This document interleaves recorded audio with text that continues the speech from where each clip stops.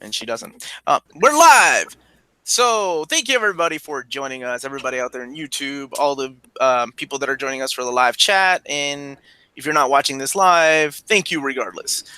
Tonight we are going to be talking about Marvels, Marvels by Kurt Busiek and Alex Ross.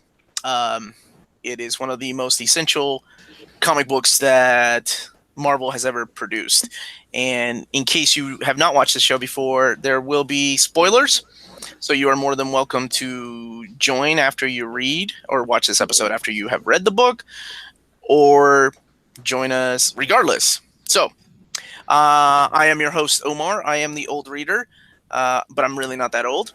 And with me tonight, we have our new social media goddess, Amanda. Hey everyone, how's it going? She got a bump in pay. Now she is in charge. She is in charge of our social media. So thank you for that, Amanda. So yes, follow us. Yeah, follow us on Facebook and Instagram and Twitter, right, Amanda? That's right. Okay, yeah. So that's how you can keep up with information about the show. And my other lovely co-host, who is bilingual in Japanese. So if you have any manga or anime questions, Trilingual. Oh, buddy. Is Kentucky a language? It should be, honestly. Y'all going back now. Oh, yes, it should be. What is your other language you speak? I speak Chinese. Oh, wow. How have you not taken over the world? You speak Japanese, Chinese, and English? That's awesome. Yeah. Oh, awesome. Maddie. Hey! That was a long intro. So yes, tonight we are talking about the classic Marvels from Marvel Comics. This comic came out in 1994. It was a 4-issue miniseries with like an issue 0 that was like a prelude. And it was, I want to say about 6 to 8 pages long. It wasn't very long. But it impacted the way that, I know for me, I read comic books. So this is one that I have read quite often. So I kind of cheated. I read this last year, and I just reread it again today. But what about the new readers? Who would like to start? Which one of you ladies would like to start to tell us what you think? I'm happy to. Oh, yeah, go ahead. No, you go ahead. I loved this. I just, from start to finish, I loved every second of this book. And honestly, when you said 4 issues, I thought it was going to be really short, but it was really lengthy, or at least it felt really lengthy. And I'm not sure if maybe it was, or it just, the art and the dialogue just demanded more of my attention and time. But I just loved every second. And I loved how just the different views of, just nice different picture of like the superheroes from a different angle. Like that was just really neat and not one that I've seen. The only thing I'm disappointed by is that when he lost, like we lost sight in one eye and he had the eye patch. I thought maybe this was going to be some weird, like, and this is how Nick Fury came to be. And that's not what it was.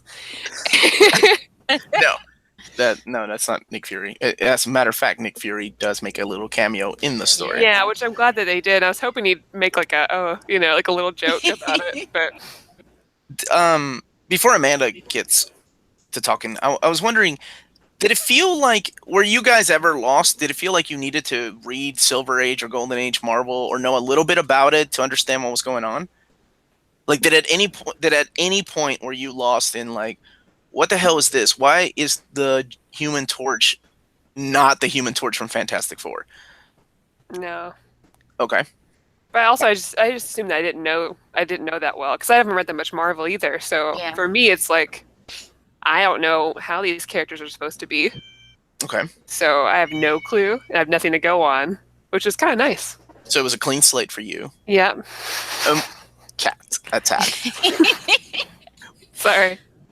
Were you done, Maddie? Or did you want to add anything else to that? We can talk about the art. No, Amanda. We can talk about the art in a minute. But Amanda, what did you think of the story?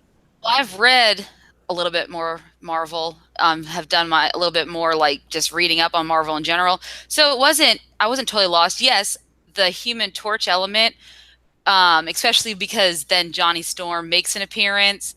That was a little weird, disconcerting to get over. But other than that, some of the events, since I'm not completely familiar with a lot of the events that happen is it the Silver Age, right? Yes. Yeah, since I'm not completely familiar with all the events in the Silver Age, minus Gwen Stacy's death. Well, Spoiler. I'm sorry. It starts in the Golden Age, but moves to the Silver Age. Yeah, because I don't think that's what they call the Human Torch, the Golden Age, right? Because lights on fire and never mind. Anyways, yeah. So other than that, I didn't find it terribly difficult to follow as far as the superhero storylines in the backdrop.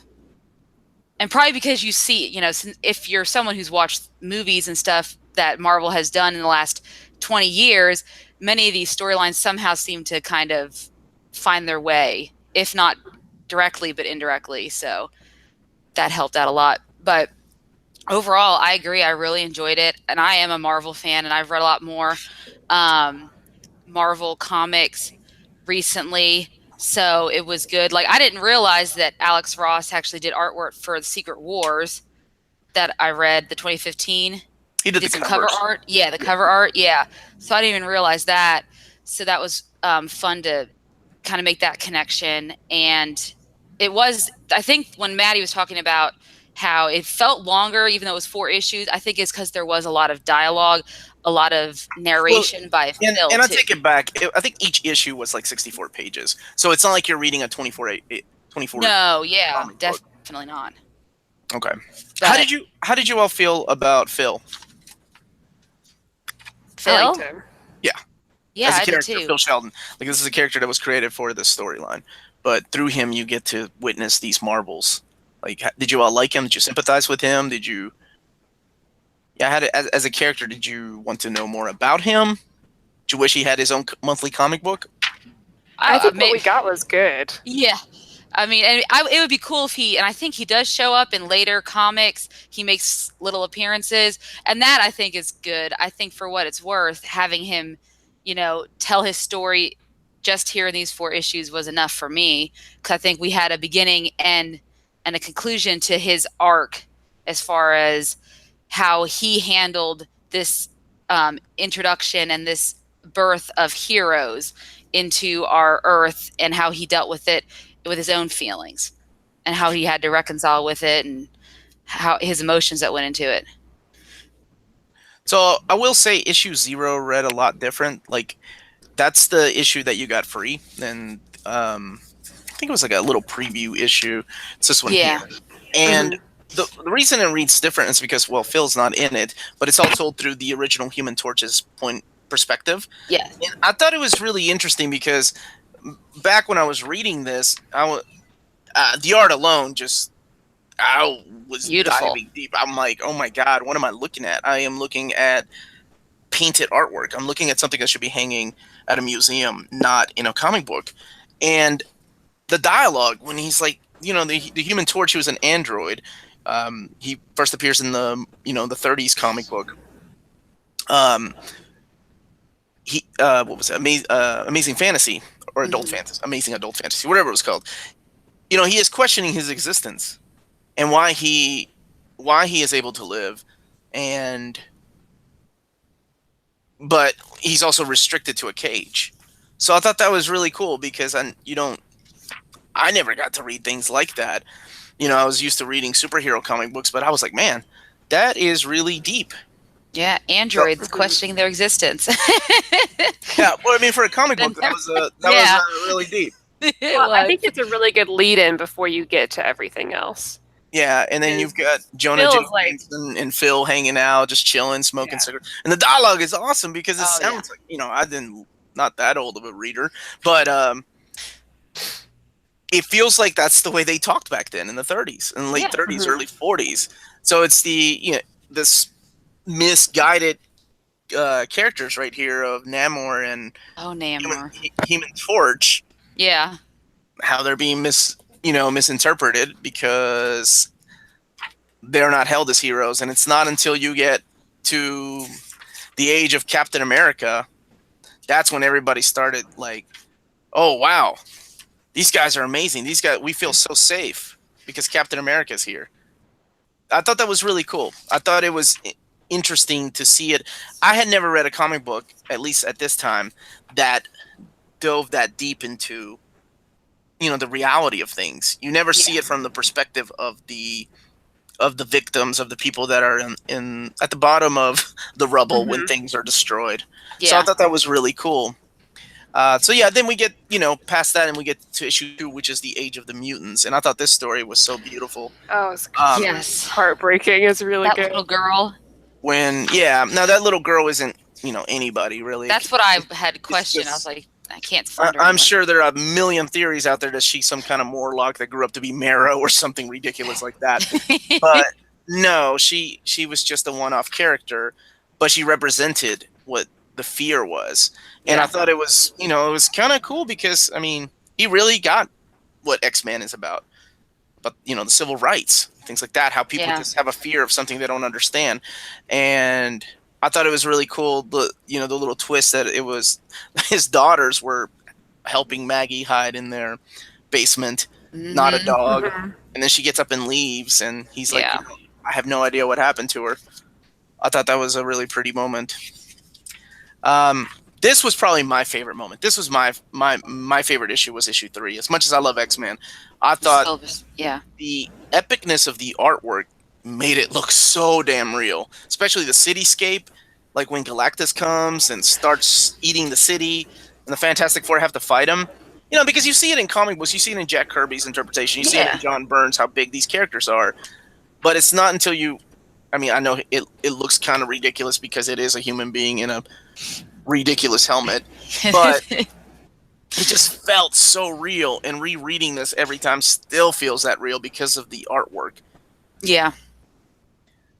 And speaking of artwork, I love the Easter eggs that he put. We gotta talk about those. Yeah, you cannot. I mean, anytime Alex Ross works on something, especially Kingdom Come, is just full of Easter eggs. Well, I mean, speaking of DC, you got Lois and Clark in the first few couple pages. Then you got Billy Batson selling newspapers. I think it's so good. There's Billy Batson. Yeah. Oh, I didn't realize that. Yeah. And then you got Lois and Clark up here. And then he throws in like his editors and writers and his dad. Like his parents are in it too, right? Yeah. He uses his friends and mainly his father as models. I thought that was really cool. But then poor Phil loses an eye, and but issue 3 was the one that I'm like, holy shit, this could really happen. This is what it would look like for Armageddon, because I never took Galactus seriously as a character because he just looks so ridiculous. He does. He's a planet eater, like Unicron from Transformers, but he looks like a guy with a skirt on. But the way that the artwork made it seem, it was like I was witnessing Armageddon. And I love the way that it is written like that, where he was like, well, I guess this is the end. I'm going to go and hang out with my family. So I thought that was wonderful. And then it wraps up with issue 4, which is nothing but him trying to prove Spider-Man innocent for the death of Captain Stacy. And, he runs into Gwen. And I've always loved when things like this happen. This isn't retconning anything, because at the end of the day, Gwen still dies at the hands of the Green Goblin or Spider-Man or whatever they say the cause of death was. But I love the way that he draws Gwen. It's so beautiful. And I love this panel here and the dialogue. Oh, yeah. And this is another, look. The Atlantean fleet. I don't know if you all, probably doesn't mean anything to you all yet, but it will one day. That panel right there, that is Owlman, and I think Silk Spectre from Watchmen. Watchmen, yeah, I thought so. Okay, I didn't know that. Yeah, that's cool. He always throws these things in here, and that's another reason to love Alex Ross. But yeah, the death of Gwen Stacy, it's almost a tearjerker, especially told through Phil's eyes. Like, he sees the beauty in her and what she represents, the innocence, and the reason why heroes do this are for people like that. Have you all ever read anything by Alex Ross, like his artwork? Or is this your first taste of Alex Ross? This is my first taste. Awesome, because he gets a lot better. Oh. Like his art, I mean, and I don't mean like this is crap or anything. I mean, he gets already beautiful. Yeah. I think his art in Kingdom Come is just perfection. When he's drawing old, decrepit DC superheroes, and we will get there. Yeah, I love like he uses models for characters like Tony Stark. That's obviously Errol Flynn. Then you got B. Arthur down here. Yes. Now I heard that Alicia was modeled after Linda Hamilton. Is that right? Let me see.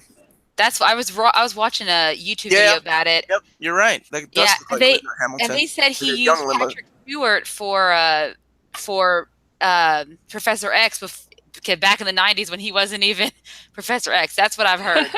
Well, I think that's important. That's a good move.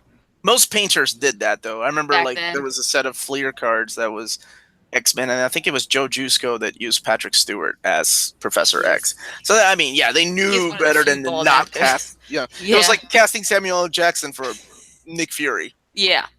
It was kind of a given, yeah. Had to do it. But I think it's great. And if you don't own this book, there are several versions of this out. I just have the 10th anniversary version, which is just the oversized hardcover. And that's good enough for me. Because there is a what is it called? The somebody was asking. The Platinum? Yeah, thank you. The Platinum edition, which is $200. And for 4 issues, as much as I love this story and as much as I love Alex Ross's artwork, that's just a little too much. I mean, the extras are great. The extras are great in here. Like you've got the because I mean, just let me show you. Like that much of this hardcover is the story, and that's it. So about half of it is the story. The rest of it is extras, like sketches, which I think is totally worth it because he does studies. And then let me show you some of the things that he does. This is really cool. Kingdom Come's the same way, but I own the Absolute Kingdom Come. Then he does like covers, homages of covers, which if you own any of the Omnis, this is the direct market version is always the cover. Or I'm sorry, not the regular version, is usually the Alex Ross version of the Omnis. And then there's pages in here where he talks about his models that he uses. Mainly, it's usually him or his friends or his dad. Like, he uses his dad a lot. Actually, his dad is the main character in Kingdom Come. Oh, wow. I've said Kingdom Come like 15 times because it's such an awesome storyline. And I cannot wait for you two to read it. Great. That's definitely up there. Yeah.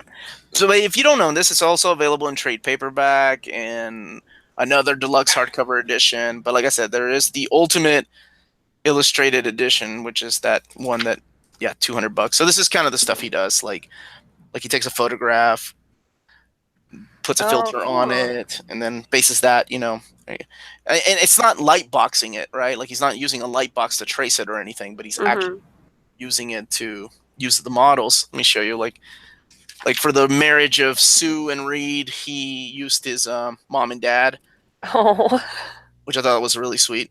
Oh, I didn't know that. Yeah, that's actually what the character looks like in Kingdom Come. Yeah, if you don't own this, I totally recommend it. It is, to me, an essential reading of Marvel Comics. Even if you don't like Silver Age. Oh, that's cool. They put the Easter eggs in here, so you don't even have to find it for himself. Yeah, like all the Beatles are in the wedding. Cool. Yeah. JFK and the First Lady are in the wedding. It's really cool. Nick Fury's in the back. Who's the guy that was like, it's the end of the world? They have him down there. Oh, that's Kurt Busiek. Oh, is it? Yeah. Okay. He used him as a model. Yeah, that's awesome. I remember that. So what? There was a sequel to this. Oh, and I cannot remember what it was called. Let me look at the chat. Maybe somebody in the chat will know. Does anybody remember what the sequel was called that was not drawn by Alex Ross? I think it's like something of the eye of the camera, maybe something like that. Night Owl. Thank you, Elliot. Nope, not Night Owl. What was the name of the sequel? And we could just... Jeff, you suggest Invaders. Did you read the Marvels Project by Brubaker? Or has anybody? It's really solid. It's really good. I think it's not as good as this to me, but it's a really good read. If only I had Wikipedia. If only. If only I had access to the internet. Sequel to Marvels. I know Buziek wrote it, and it wasn't that well received. Maybe because I think you're right. It's Eye of the Camera. I looked it up. That's it. Eye of the Camera. In 2008, yeah. I think. I just feel like this doesn't need a sequel. Honestly, this story was is perfect the way it was. Like, even though he was a very interesting character, and this is a great book for world building, Yeah. as far as the like Marvel universe goes, because there's not enough of seeing what's actually happening around them. It's just like superheroes, and every once in a while there's we hate them, but it's not like a overall view of that. I think this is perfect for this, and honestly, it was a great introduction to everything to the Marvel universe. I feel like you could start here, Yeah. and then it gives you a little more of an interesting take on superheroes before you see them. Especially X-Men. It was really neat. So here's my question: Have either of you read any X-Men yet? No. Mm-mm. I know you started Yes. all new X-Men, right, Maddie? All new, and then another X-Men title you gave me. Jean Grey. I can't remember. I've been reading through some more though. Okay. And I read that one, the one you recommend. That's a lot about racism, but not. Oh, God Loves Man Kills. Yes. Yeah, I was gonna recommend we read that because that's such a. Yeah, I was gonna recommend we read that because that's such a good book. One day, I think it's a good introduction to X-Men, as far as like what X-Men's about and what they represent. Jeff brought up Ruins. I remember Ruins was the what if futuristic version of this. It was only 2 issues, but it were like 64 pages each, and it was okay. But Marvel's Eye of the Camera, I only read once, so I'm wondering if I should go back and read it again and see if it changes anything. Because I don't remember loving it. I just remember thinking it was pretty good. Yeah. While Jimmy's on here, Jimmy Owens is a hell of a guy. I just want to give him a quick shout out. Jimmy sent me this book, so thank you very much, Jimmy. This is Inside Mobius, Volume 2. So this is the proper shout out that I promised you a week ago. I got this, but I got it. Thank you, Jimmy. You're a gentleman and a scholar. I cannot wait to read this. These Dark Horse about a year ago, started releasing the Mobius library here in America, and this is the 3rd or 4th book in that series. But thank you, Jimmy. Proper shout out. So, what was your favorite moment? Either one of you. Oh, well, if you had to pick one moment if you had to pick one moment from the entire series of Marvels, what was your favorite moment? I think my favorite moment is probably when Phil got home when their neighbors were saying there's a mutant in our neighborhood, and he finds the little girl. I think because that was a big turning point for him. And I think that was one of my favorite moments. That and him talking to Gwen Stacy. But that would be my top moment, I think. Yeah, I don't know if I can pick a favorite moment because it wasn't really about the moments for me, more about the. I could say I could pick a favorite aspect of the. Sure. Of the What was that? Just all of his inner monologue and how he reacts to everything. He was such a good lens for the reader to view all of that, and I just really, really liked that because you see, they could have just had it be where you just see all the different ways, the public reacts and changes their minds with superheroes, right? But seeing the way that he evolved and processes all of that information, and not just through his lens, because part of that, he has to take certain pictures and work for the media and fit into that bias, which he's affected by. But to see how he himself kind of works through that prejudice that he has and his inner bias and how he overcomes that and figures out how to reconcile that within himself and his work, while at the same time not being able to completely as much as he wants to. Like, I loved all of his inner monologue is my favorite. Even if he had never said anything to anyone, and all I did was have to read, read his thoughts.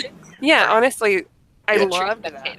You don't see. I mean, I feel like you don't always get to see people like that, regular people, and how they see all of this. Because I love reading superhero stories. I think it's great. Obviously, I love them, but it's it's always nice to get a fresh take of just a regular Joe who's just there, who sees it and can't actually do anything, doesn't have the power to really do anything. You know what I mean? He has the power of the camera.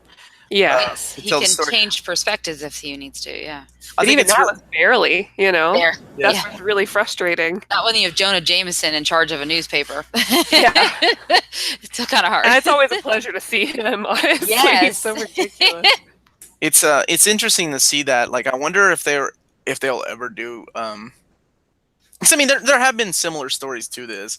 But everything's different now. You know, we're all so connected to Facebook. Facebook and social media and things like that, and it's hard to tell a story like this nowadays. I mean, nobody develops film, but if anything, this reflects right now. You know what I mean? Oh, it's like very much the way so that the public thoughts shift so much.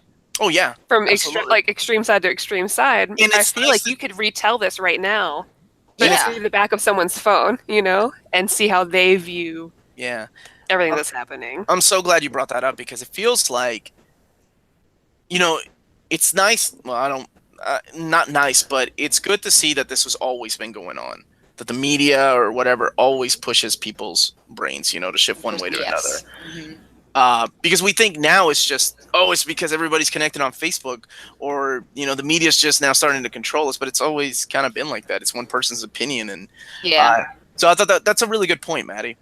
My favorite moment was the little cameo by my boy, Danny Ketch from 90s Ghost Rider.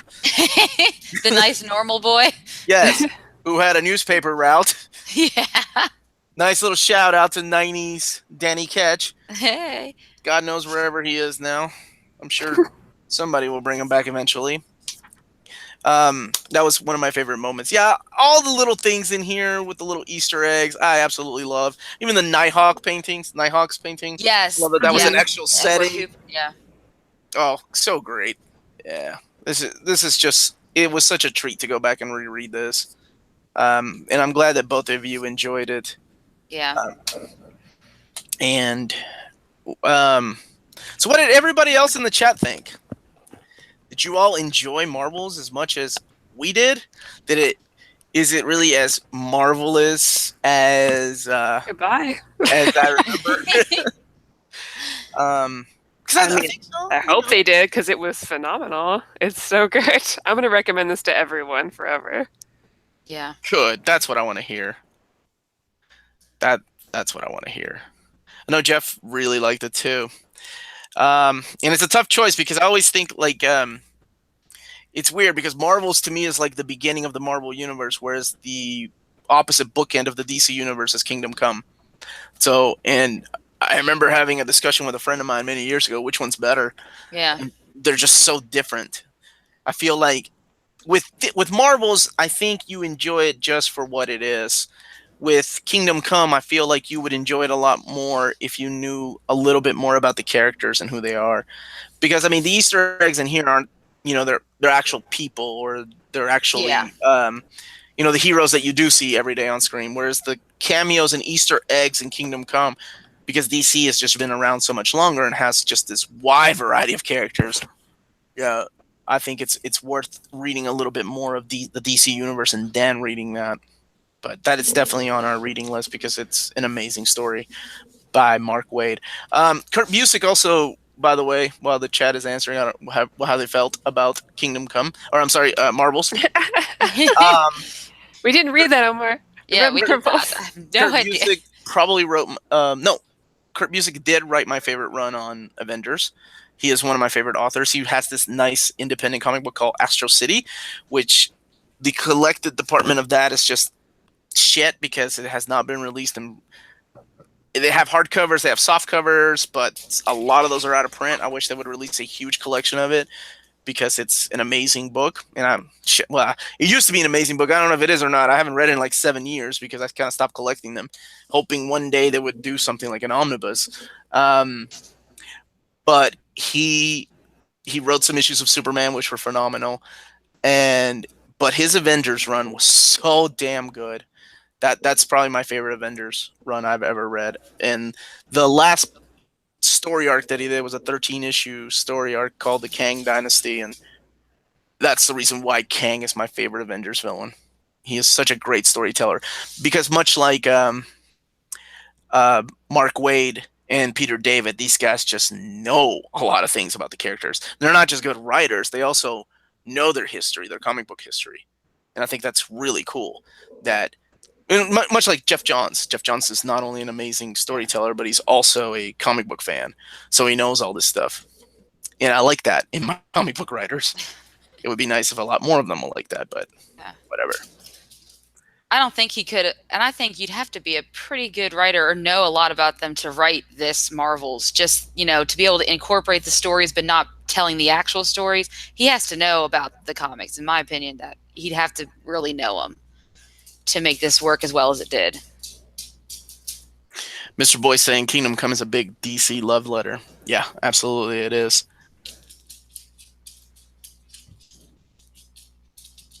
Well, Elliot, I'm sorry I didn't hear you or read that you had earlier used the pun. My bad. I think he was going through some puns pretty early on, yeah. And Marvelous was one of them. How's it going, Philip? No, you haven't missed. We were just wrapping up to talk about Marvels. All three of us loved it, and I was just curious as how the chat felt about Marvels. Yeah. And these two ladies said they would recommend it. Yeah, 100%. I think we both agreed we put it in our collections as well because I think it's one of those that you have to have, right? I mean, it shows up on a lot of the top 10s, like of the Marvel graphic novels or anything that you should own. So I'd say this is one of those staples that a fan should have in their library. I think it's definitely essential to everybody's library. I think my wife had it in her classroom too. That's how, it's just one of those things that kids can pick up. Oh, for sure. I mean, well, it's a great example of not just art but storytelling, dialogue. Absolutely. Yes. You really want to give someone something where they really have to think through. I think that's a great example. Yeah, it's a good example of what you can do with the medium, how wonderful it can be. It's not just about, punching and kicking balls. Yes. Good writing does not have to be long paragraphs about a chair that go on forever. It could be something like this. So. Correct. No, I don't hate Hawthorne. Do you guys plan on reading any bad books? Do we, Omar? Yeah. I'd like to read something where you just say this. I'd like to read something that you disliked. It's just Bendis. Yes. We can do that. Wait. Just yesterday, I forgot that on Omnibros Live we did Civil War, and I forgot how much I hated that story until I read it. I didn't like it very much either when I read it. So we can't do that. But you guys had mentioned Avengers Assemble. I'm not a fan of that, but I'm curious to know. And I don't want to tell you, though, because I don't want to stare. I know both of you are strongly opinionated women, that you don't let a foolish man like myself decide whether something good is good or not. Yeah. So it's true. Tommy said he hated Hickman's Avengers, and I said I liked it. So I've yet to read anything that I didn't like. Really? You haven't ran into anything? You've been doing it a year now. Give it a little more time. I enjoy a lot of things. There's not much I read that I'm like, oh, this sucks. And there's a lot of times in the group, like in the Omnibus Collectors group, where other people hate on a certain thing that I like, and I'm like, oh, are you kidding me? Like, I love this series. Like, I don't understand. Well, and that's the thing too. As long as you like it, it doesn't matter what anybody else thinks. Like, I love the fucking Crossing, and that's like well known for being one of the worst stories in Avengers history, and I can think of a lot worse than that. Avengers fucking Disassemble for one. But anyway, and I think when you're a new reader too, and you don't have those like years built up, you don't. Yes. Yeah, so like I've read a lot of the more recent Batgirl. I know a lot of people don't like that; they prefer when she's Oracle. That's just an example we don't need to get into. But Phil said Avengers: The Crossing could be a bad book, and I just said it's one of the. It's one of my favorites. But like, if you're new and you don't have that attachment, and you haven't like grown with that character when they change, I can understand where there's some animosity there, but I don't have any of that, so I'm just going in blind with all these different things. Yeah. So for me, they're all great because I don't know. It's wonderful. Yeah. Yeah. And I think that's why it's a good that's why Avengers Assemble was such a great jumping on point for people. Because they were, you don't know the characters, so you're like, oh, okay, a Spider-Man's a wise ass, Wolverine's cool, and Luke Cage is a big black guy that's intimidating, and it felt like I was reading to me, it felt like I was reading a weird version of these characters that I've known all my life. But to a new reader, it's easy to pick up. And they're like, oh, Avengers just go on missions and they talk a lot. This is Bendis' Avengers. And they drink coffee and eat donuts and talk about feelings. I like my Avengers with a little more avenging and going out and saving the world. Sounds not very CW. Not fighting street criminals or whatever they were doing for most of that run. But hey, superheroes getting coffee and just hanging out sounds great to me. Yeah, I'm all for books like that. Or if I could, they make books like that. It's called Image Comics. Anybody, I think that'd be great. They do. They already make books like that. I don't need my Avengers. I read Avengers, because I know what I'm getting. But anyway, it doesn't matter. But you brought up a really good point. I am. It's just years of being jaded. Comic books are very dear to me. You got to treat them like my kids. I know they don't belong to me, and at the end of the day, I give them back to Marvel, and so do the writers. That's the thing too. Yeah. That at the end of the day, no matter who jumps on a certain title, they'll leave, and when they leave, they almost have to leave the character the way they found them. Whether it's Daredevil getting his arm chopped off or his sight back, and he's banging cows or whatever. By the end of the next issue, I'm so sorry that was. He's never done that. Okay, I was like, is there something we should know about Daredevil? Well, no, they brought up the Kree-Skrull War, and y'all don't know about the ending of that. It's kind of funny. But at the end of the day, a new writer takes over, and it's just back to almost like a clean slate. It's the way that's always been with X-Men. That's why I get excited when a new writer comes on board. I'm like, oh, cool, new blood. That's awesome. Now we get to see what they have. So just like the newly announced, canceling X-Men Gold and X-Men Blue. I'm happy about that because maybe we'll get something good now. So maybe I do sound salty. Yeah, I think you do. Maybe that's why I'm the old reader. Yeah. Because I liked what I read of that, the X-Men. Well, I guess I only read Jean Grey, but I liked it. Don't quote me on that, Philip. I got to treat them like my kids. At the end of the day, I give them back to their mom. He's like, you the kids in the comic. Someone said something about, or Jeff said something about Identity Crisis. Yeah. Okay. Yeah. Is that bad? People say that's bad. Well, no, not people. Just me.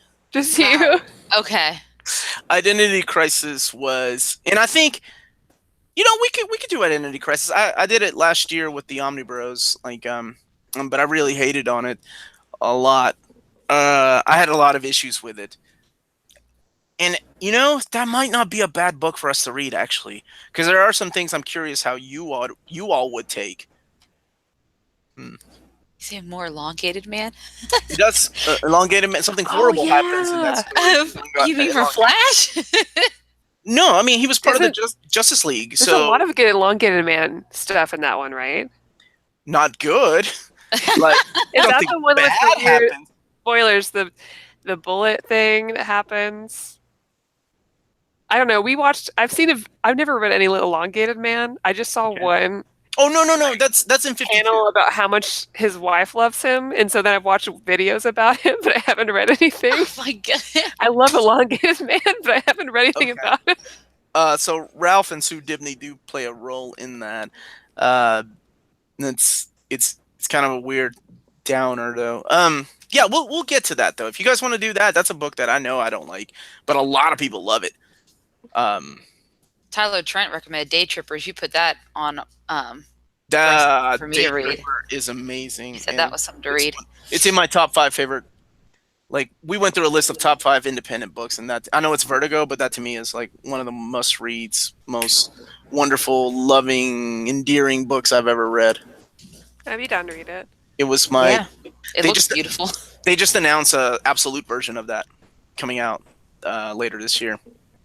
So he also recommended Batman Hush. Oh yes, I've heard good things about. Me too. Yeah. And then The Vision, I'd love to read. Yeah. By Tom King. That's good. That's solid.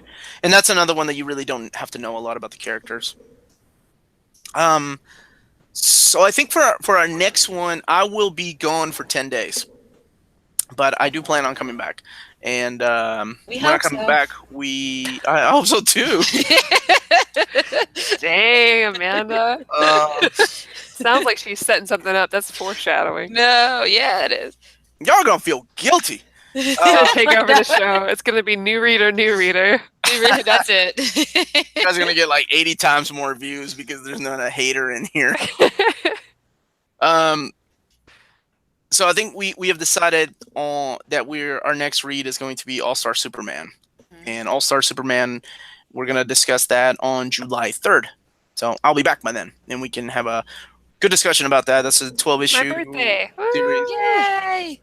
Yeah, I forgot about that. We'll have to make it a celebratory Not your birthday. edition. I just forgot that I did that the last time too, and you were like, "It's my birthday." I won't I want forget everybody here to know. on July that 3rd. It's my birthday. Well, okay, so on July 3rd, I will not forget to mention that it's also your birthday. I will even let you host it. You can host it, and then me and Amanda can be your co-host. Yeah. You can run the show, Maddie. We'll see. She's like, Okay, this is getting ridiculous. "Oh, kitty. Well, at least your cat didn't start barking. Someone came to my door, so my dogs freaked out. I apologize." All-Star Superman, just in case you all don't know, or whoever's watching doesn't know, it takes place in a pocket universe. It does not take place in the continuity of DC Universe. It is its own universe. But I think it's the origin of story of All-Star Superman is probably the best origin I've seen of a hero, because you kind of get tired It's of so good. reading origin Yeah. stories. I think the way that Grant Morrison handled it was done really well. So that will be our next read. And then if you guys have recommendations, please leave them in the chat or in the comments down below if you're watching this later. Emerald Dawn would be great to read. Are you out of your mind doing a stream on the day before July 4th? How long do you need to prep for a party, Jeff? It's okay, Jeff. We'll have some celebratory fireworks for it too. Donald, what Marvel comics do you have to sell? I am selling the complete Dan Jurgens Thor. Elliot still 52 pickup. Oh, We gotta read Infinite Crisis first, though. Yeah, that's on our list. Yeah. Yeah, we need to figure out when we're gonna start, because I haven't gotten to Infinite Crisis yet. But I've been You've been reading the countdown stuff, right? Yeah, a little bit. The list that I made you. I made this awesome list. I should put that on somebody was mentioning that I should do a video on things to prep you to read the Infinite Crisis should. omnibus. I think that's good, honestly. And, well, Yeah. you do such. Your reading order for things is really good. Like I the agree. Annihilation and Cosmic Marvel stuff that you gave me and Amanda, you put in like Yes. a really good reading order, which really helped, which I would not have known about Yeah. without you. Well, even the omnis that come out sometimes are not in good reading order. Like the War of the Kings omnibus is a mess. And I wish that, unless it's like you have, so for the collections department, there's a guy named Corey. And Corey's a lot like, I guess, me, really anal about order of things, because he's in charge of like the X-Men stuff. And he is a wonderful, and he's going to be in charge of the new Conan omnibuses that are coming out later on. So I'm excited about that project, because anytime he's doing the collecting stuff, I'm all in. So yeah, even when the stuff comes out, like the Superior Spider-Man, what the hell is it called? The Spider-Verse? Yeah. That's a clusterfuck of a collection, because you don't even get like the first appearance of Gwen in there, or I'm sorry, Gwen, Spider-Gwen. It's not even in there, and she just shows up. And the chapters are just not synced. Like, it's so crappy. So yeah, I just don't understand that's what I like why to do. people why they can't just release books with all of the issues in just in order. You're like, why is it? I didn't know until I started getting into stuff. It's so Confusing. irritating. Unless shouldn't you have to have a buy friend my like own book. Omar, or a website that tells you the reading order. You don't Yeah. know sometimes. Which I'm so thankful for. Even websites sometimes though don't have yeah. a lot of the things that I think should be included in there. At least like Crushing Crisis is always really great for at least yeah. like, theory specific things. Peter's Telling awesome. you what's there and like what's collected and where. But I feel like thank God, as a Titans fan, it's like Peter also puts in things like that I wouldn't add. Now I'm not saying anything bad about Peter's site, but he is really meticulous. Like he will put in things like during this time, Guy Gardner's hanging out with the Teen Titans and Guy Gardner number 27. Like he adds that to the list, and I'm like, that's probably a little much. Like I need to focus solely on Teen Titans. You know what I mean? Like unless it's an essential part of like a crossover or something like that, then I can just skip it. So I like to be somewhere in the middle. Well, it seems like Jeff, I've never been invited to your fireworks party, buddy. That's why I don't know what's going on. Apparently, he does it at John Herbert's. John Herbert's Oh, that's house. right. I forgot he knew John Herbert. Yeah. Well, Jeff, if we're invited, we'll go Yeah. do the episode at your place. Yeah, we would love to. We would love to do that. That'd be fun. Sure, I could fly into LaGuardia instead of Miami. That's fine. Not a problem. I bring my freaking A game, mother readers. Watch your mouth, dude. Ooh, You're on live I streaming. love that. Mother readers. I'm gonna start using that. Jeff, I hope you don't mind. So if anybody has any questions for the two ladies while we're here, we'll start wrapping the episode up. Once again, Marvel's A+. To me, it's one of probably, I would say, top 10 favorite Marvel stories I've ever read. Yeah. Top 10 for me. And I've read a lot of fucking shit from Marvel. And by fucking shit, I mean a lot of bad stories, too. Oh, that's right. It's in Albany. Albany. Yeah. He always invites me to the New York Comic Con, too, that goes on up there. I should go and hang out with you, Jeff. Yes, I want to go to the New York Comic Con. And I'll get you both in cosplay. It'll be great. Oh, me and Jeff or me and Amanda? Well, Jeff can join too. I bet you and Amanda. Find something for the two of them together. I'm Nightwing. I already got a costume. That's right. My wonderful friend Maddie got me. Well, it's me and some other people too. Oh, yeah. I'm glad you don't take credit for all of it. That's really sweet of you. I would be like, yeah, it was all me. Yeah, you're welcome. I did that. Tyler asked, who is your favorite DC character and why is it Satana? It's not. Maddie does not do spandex. Satana does spandex. Damn. Why is it Satana? Let's see. Who is my favorite Nightwing. Why am I even looking? Nightwing. Yeah, always You Nightwing. say Nightwing. Dick Grayson, Nightwing, Tim Drake, Robin, Deathstroke. Always been a big fan of Deathstroke. Who else do I like? You two, name off some DC characters. Amanda Wonder likes Woman's my number one. Who do I like? Wally West Flash. Always Donna Wally. Troy. My boy Roy Harper. My boy Roy. I love him. This is an interesting list. Roy Barbara. Harper. Oracle Barbara. I prefer Oracle Barbara over Batgirl Barbara. Ooh, Black Lightning. Wow, that's a good one. Oh, that's right. You do like him because you like, yeah. It's I like- I mean the show did it, but The I'm show, yeah. Oh, and Booster, of course. Swamp Thing. The Swamp Thing still count? Is he still Oh, part I of love DC or Swamp Vertigo? Thing. Yeah, Swamp Thing. Swamp Thing. Oh, Yeah, I would agree with Flash. you know what? Forget it. Jack Knight. Forget it. Starman. Number one. Starman. Jack, where is it? Right there. Those 6 volumes. Oh, Jeff said Aqualad. That's Starman. surprising. Which one, Which Jeff? Aqualad, Jeff? Is it Garth? Jimmy, try reading Greg Rucka's Wonder Woman. And not the pre Infinite Crisis, not the Rebirth stuff. It's less mythology. More Wonder Woman just being badass. Yeah, Jimmy, you gotta read Rekka's Wonder Woman. The original, Garth. Nice, Jeff. I like Garth. Yeah.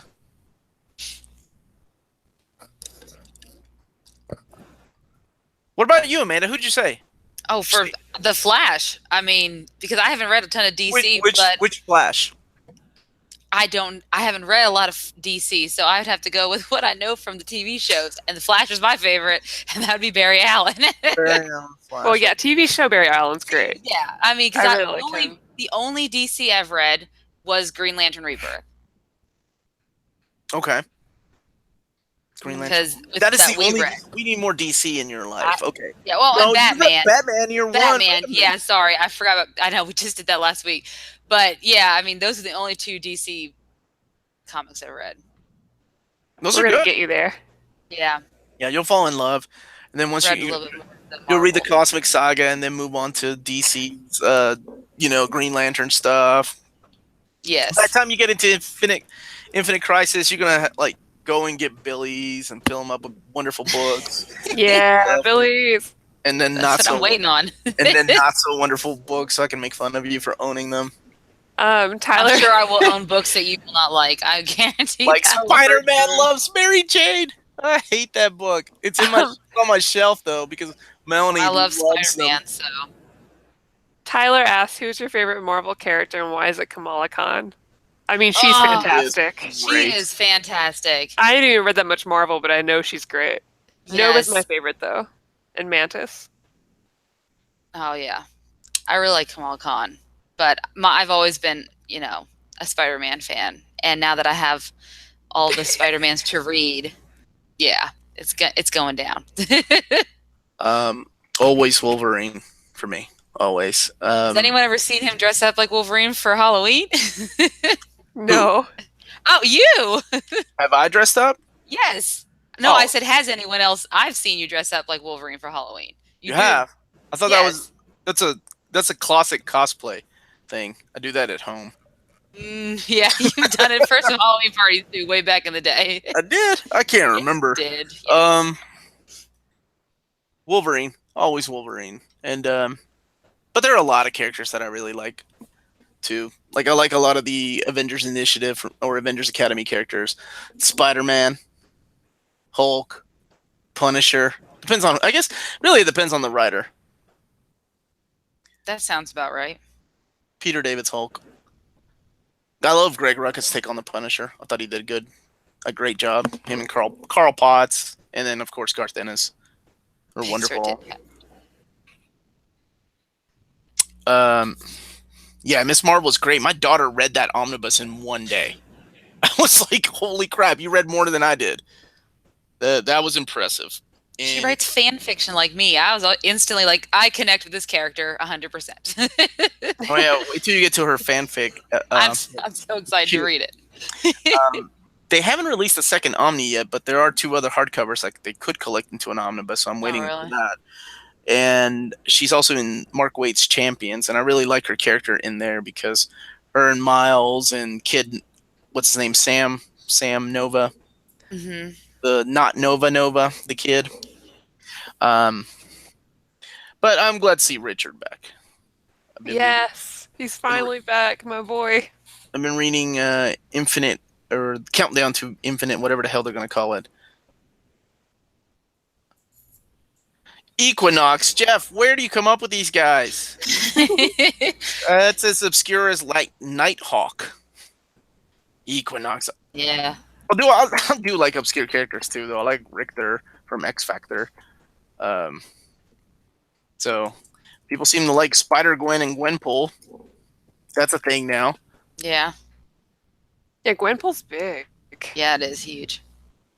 And so like in the con circuit, if you look at Marvel characters, you see a lot of Spider-Man and a lot of like Spider-Gwen and Gwenpool everywhere. Yes. Oh yeah. The Clarknado, as long as she keeps pumping them out, I will keep buying them. I love that character so much. She's awesome. Yeah. Agreed. So they can keep coming more. So we'll leave it up for a couple more minutes if y'all have any questions for Amanda and Maddie. What about Libra? Libra is obscure, Jimmy, but I did like Libra in Final Crisis that Libra just showed up out of nowhere. I feel like Grant Morrison just played like a roulette with obscure characters to bring back.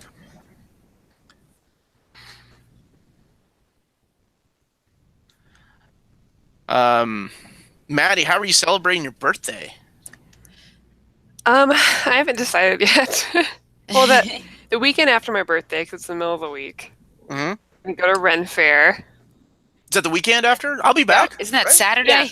Yeah, I'll be here. Yeah. Let's do it. I'll be there. Let's go. Yeah. I just invited myself. I invited you. You invited me? Yes. Oh. On Facebook. You have to check your Facebook. Ren Fair during the day, and then I'm going to have a birthday party at my place. It's going to be, we're going to buy DC superhero girls decorations and make it look really cheesy. But it's also going to be alcohol. It's going to be great. It's going to be alcohol, too. Awesome. But I think for my birthday, since I'll have July 4th off, if the comic book stores are open in like Louisville or Cincinnati, we might go do that. That sounds fun. Yeah. Bigger cities have nicer stores.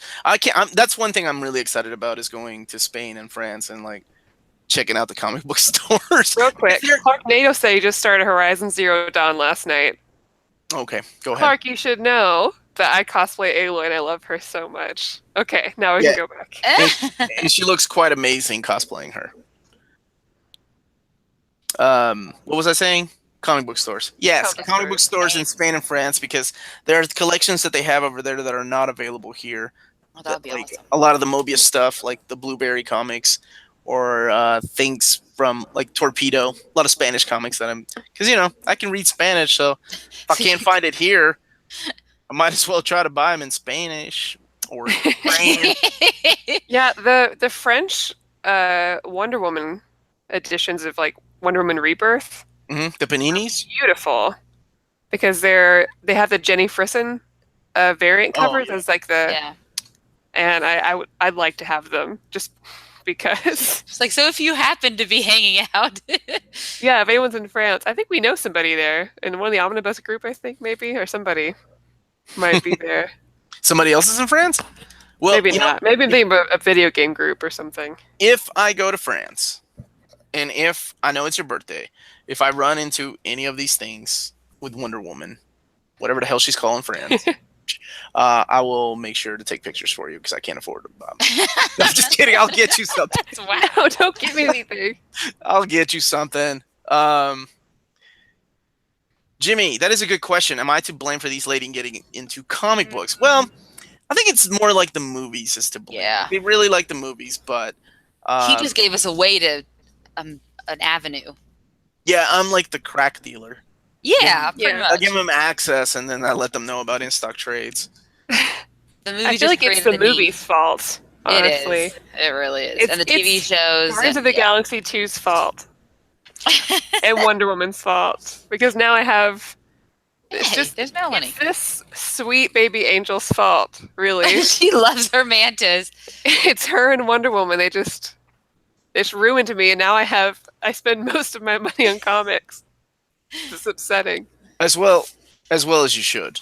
Yeah. Totally worth it. But I always say that comic books, I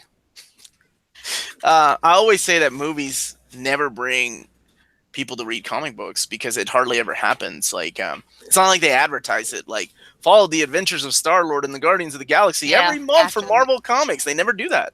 They have a perfect chance to advertise for the books that they sell every month, and they never do. I mean, not to say that kids will, because I mean, what kind of kid wants to pay? Hi, Melanie. Hi, Melanie. What kind of kid wants to pay $4 for a comic book, right? Yeah. These are definitely new readers over here. At least he'll be in one of the episodes. I guarantee they probably have read more than me. Lydia has read more Peanuts than I have. She has read the entire Peanuts collection. Yes, you look. That's fine. how I was with the Archies when I was her age. Oh yeah, see, you read comics, so comic books have always been when part I of was your a life. lot younger. I have a whole bin full of those Archie comics. I don't know, and they haven't been touched in years. I wonder if they're worth anything. Maybe. Well, don't touch my comics. No, not yours. No, I'm talking to my wife. Oh. Actually, we did have a rule. Like, she was not allowed to touch my absolutes for a long time until we got married. Wow. Serious? No, it's serious. Man, those things were expensive, like $100. You break an absolute, that's shit. That's some serious chunk of change.